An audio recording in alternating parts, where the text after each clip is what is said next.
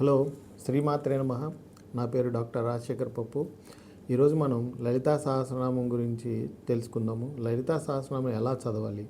మనకు కమర్షియల్గా అవైలబుల్ అయ్యే బుక్స్లో నామాలన్నీ సరిగ్గా ఇవ్వరనమాట. అమ్మవారి నామాలు మనకి చదివినప్పుడు 2 అక్షరాలవి 4, 8, 16 అక్షరాలతో ఉంటాయి నామాలన్నీ కూడా.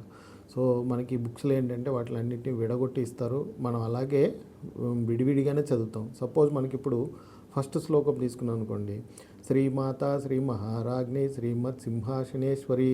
ఇందుట్లో ఫస్ట్ స్టాంజాలో 3 పదాలు ఉన్నాయి. చిదగ్నికుండ సంభూత దేవ కార్య సముద్యత 2 నామాలు, మొత్తం 5 నామాలు ఉన్నాయి.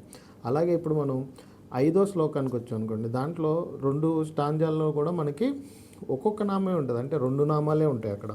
ఇప్పుడు మనం చూస్తే చదివితే ఇప్పుడు ముఖచంద్ర కలంకాభ మృగనాభివిశేషక, ఇదంతా ఒక అక్షరమే, ఒక నామమే, ఇదంతా అమ్మవారిది. అలాగే సెకండ్ దాంట్లో పోతే వదనస్పర మాంగళ్య గృహ తోరణ చిల్లిక.